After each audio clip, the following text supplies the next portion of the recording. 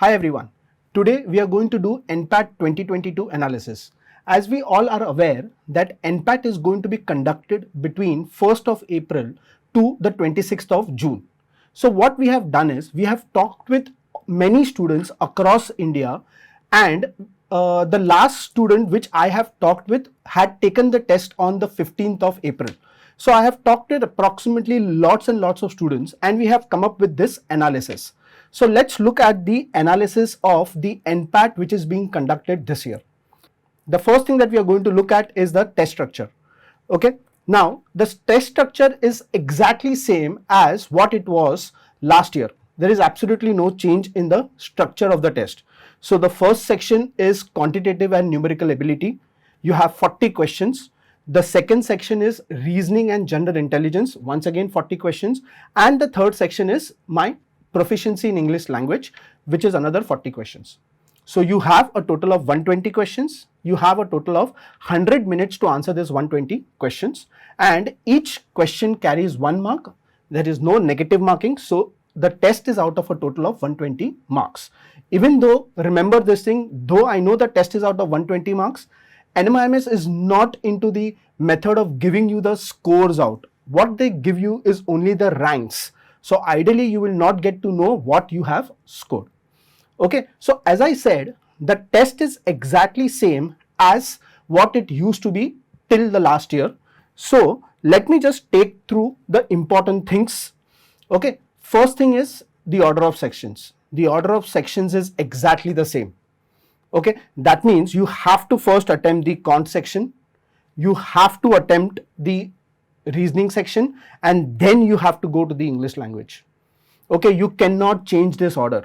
However, important thing to be remembered, you have 100 minutes to attempt these questions. That means there's a very good possibility you can just give 90 minutes to, let's say, my first quant section, and you will still go through. But this is not what we are supposed to do. So how much time we are supposed to spend on any particular section, I will come back to it a little later. But you have 100 minutes. They have not defined how much time we need to spend on each sections. We will have to define that. So let's say at the end of 30 minutes, you feel you have done all what you know in the quant section. You can quit that section and then you can start off with my next section, which is logical reasoning. However, remember one very important thing. Once you have moved on to the LR section, you now cannot go back to my quant section. Okay, this is very, very important for us to remember. Once again, I know my second section now is logical reasoning. Once I quit my logical reasoning section, now I will start off with my verbal language or the English section. Once again, please remember, once I start off with my English language, my previous section, reasoning, I cannot go back to that section now. So this is something that you need to remember. Okay, so the order of section is fixed, but the timing for the sections is not fixed. That is something that we have to decide. And as I said, I will come back to how much time you need to give to each section in just some minutes. The second thing to remember, as I just said, there is no negative markings. So please make sure that you mark all the 120 questions in the test because there is no negative markings. Okay. Another thing to be remembered is, as I just said, there is no sectional time limit predefined by them. So it is up to us to decide how much time we need to give for each section. So before I go ahead and take the test, you should prioritize how much time will I give for the quant section, how much for the reasoning, how much for the verbal. Now this timing spent on each section cannot be a fixed timing for every student. Okay, I might be good in quant and hence I might make sure that I attempt all the 40 questions of quant and spend that extra 5 minutes there. But if I'm not good in quant, should I spend that extra time in maths? No. Okay, so which section is easy for me, which section is difficult for me, I have to identify that, and then I will define how much time I need to give for these sections. One more change that has happened compared to the previous tests is this year there are no calculator available. So last year the calculator was given to us. We had an on-screen calculator, though it is difficult to use that on-screen calculator, and the number of questions wherein we need those calculator is very, very less. But however, this year they have completely come out of that. No calculator is given to us. So the type of questions that needed calculator are still present there. So please remember that earlier, if I take one DI set, the numbers were a little difficult, but using calculator, I could do that little quickly also. Now, numbers are still bad and calculator is not available. So you have to identify which questions we can solve, which questions we can leave. Look at the options. If options are very close by, you have to do those calculations manually. You may just think of leaving that question. But if options are widely open, you might just think of approximating and solving the question. So calculator not available is one change which has happened compared to the last year. So let us look at the suggested time for the various section. This is the suggested time that I would suggest you go ahead and give. So say for example, I will give you 30 minutes for the quant section, 40 minutes for the reasoning section and another 30 minutes for the verbal section. Now, as I said earlier, this time is not a predefined time. It will depend on you. What is a very good possibility, which I have talked with students, as I said, I have talked with lots of students before coming up with this timing, and I have observed that majority of the students could get their verbal reasoning done or verbal section done within 20 to 25 minutes. Okay, so 20 to 25 minutes is an ideal time which I will give for the third section. So keeping that in mind, so though I have written a 30 here, let's assume I give only 25 minutes to English. I'm still left with 5 minutes, or I get that 5 minutes extra. So if you feel by spending that extra 5 minutes in reasoning section and I can attempt majority of the questions there, go ahead. Or if you are good enough in quant and you have that confidence that by giving that extra 5 minutes for the quant section, you may be able to attempt all the 40 questions of quant, go ahead and do that. Let me tell you one thing, it's very difficult to attempt 120 questions in 100 minutes, not going to be possible. Especially again in quant, there will be some questions which are difficult or numbers are bad. Same goes with reasoning. Under reasoning, you get DI questions. There also the numbers are very bad. So attempting all the questions may not be possible for everyone.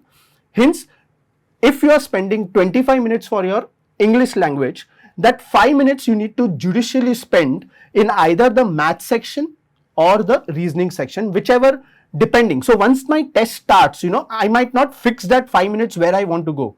So once that test starts, once the quant section starts, you decide at the end of 30 minutes, let's say I'm going to spend 30 minutes. So you decide at the end of 30 minutes, should I spend that extra 5 minutes now or should I give it to the reasoning section? So that is the time also where we can actually identify. So this is a broad category. So most of the students told me that's a 20 to 25 minutes ideally is sufficient to attempt the English section. Okay. Now let's look at the topics that has been coming very frequently in the quant section this year. So these are the topics that have been coming very frequently this year, though nothing much different from what it has been in the last year. So more or less it is the same, just a small deviation. This year, the test is conducted over a period from 1st April to 26 June, almost on a daily basis. So they will have to come up with lots of papers, lots of questions. Hence, there is a variation which I could see from students to students. Now, what do I mean by this? I talked with few students. They said, sir, it was exactly same. Number of questions were exactly same as the last year. Some students came and told me, sir, this year I got 10 trigonometric questions. Most of the times you hardly get five or six trigonometric questions is what you get most of the times. If you look at NPAT in the last 2 years. So this year they got 10 extra questions. So the students who got those 10 extra questions or 5 extra questions in trigonometry, they had lesser of arithmetic questions like profit and loss, simple interest, compound interest, that was missing. However, students who got only 5 trigonometric questions, they had that same spread across all the sections that I have mentioned here. Okay, so this questions, as I said, is a rough estimate which I have got after talking to the students.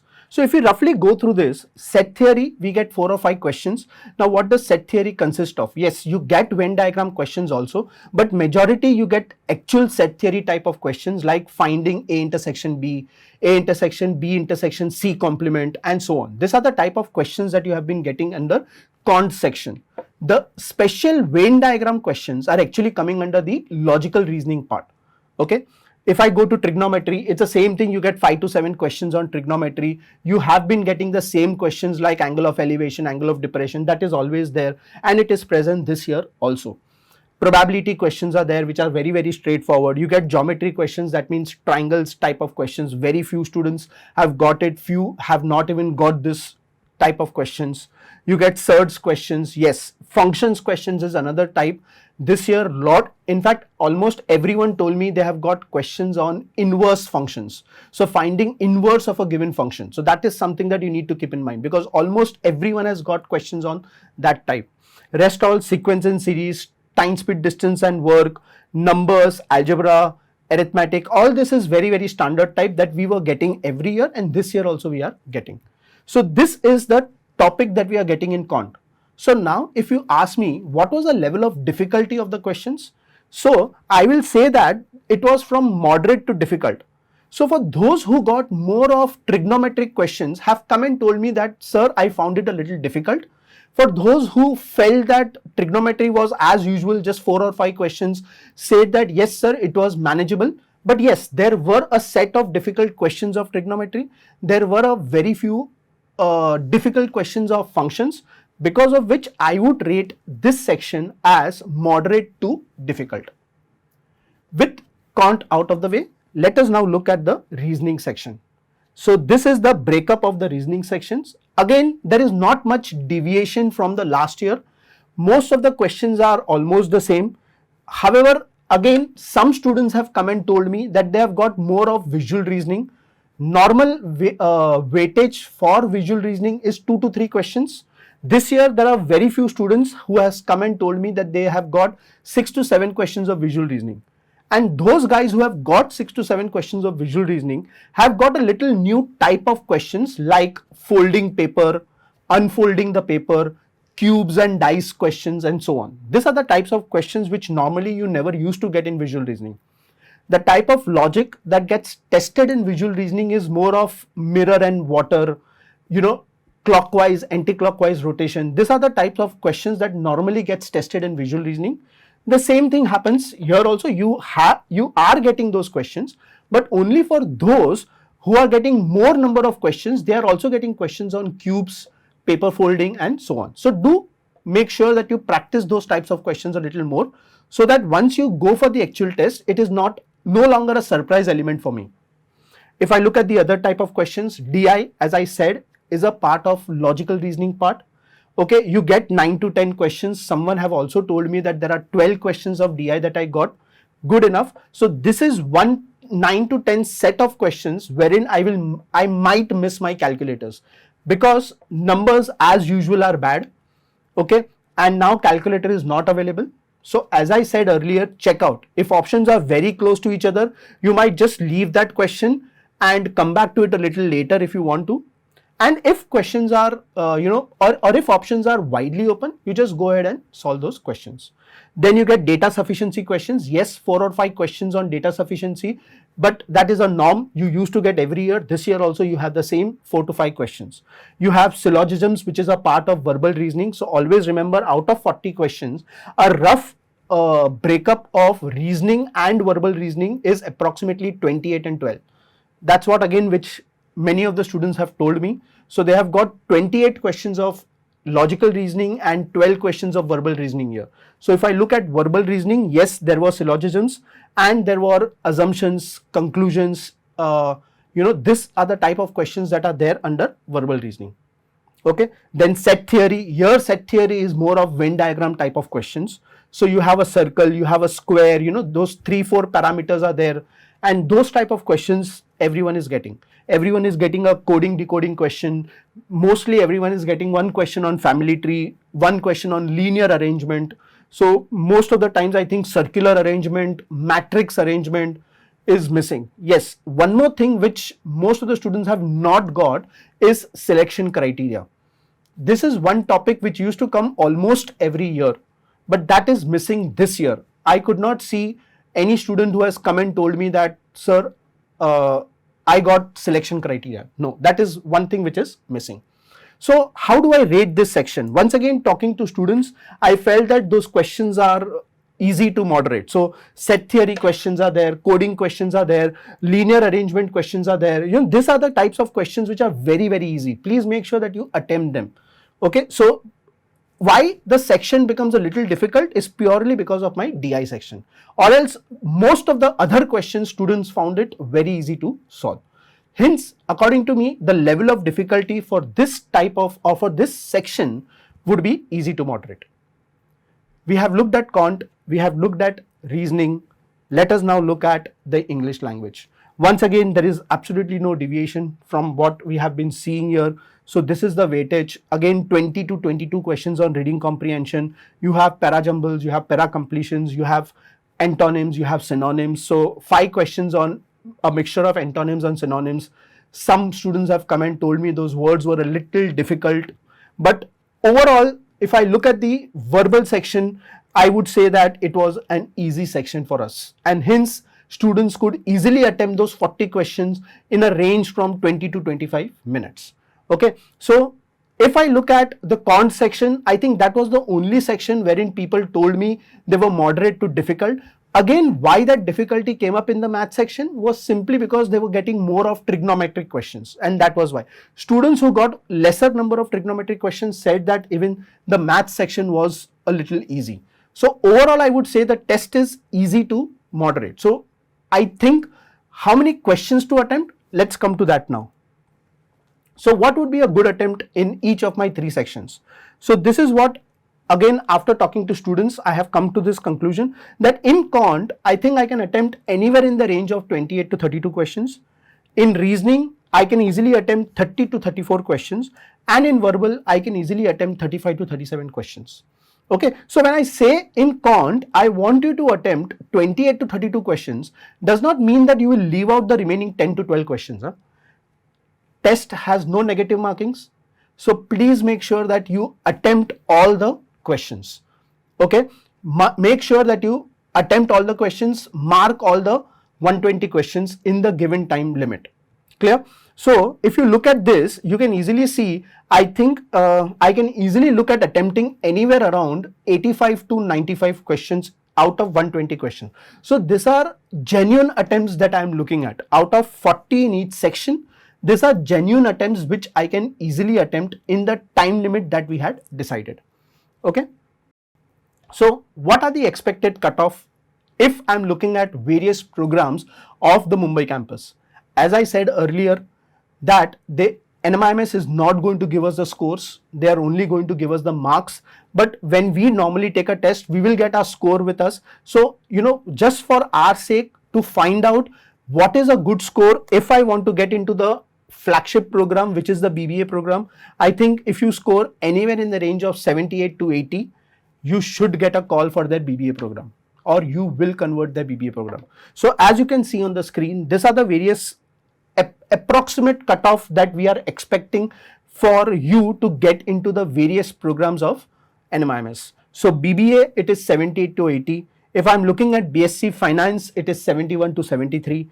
If I'm looking at BCom Honors or a BSc Economics, it is 65 to 67.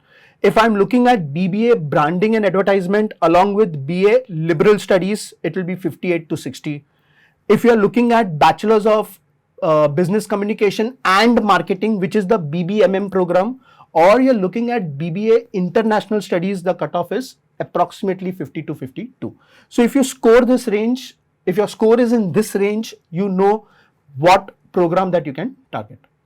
So this was the analysis of NPAT 2022. If you still have any doubts, do make sure you get in touch with your center for any queries. Thank you and all the best.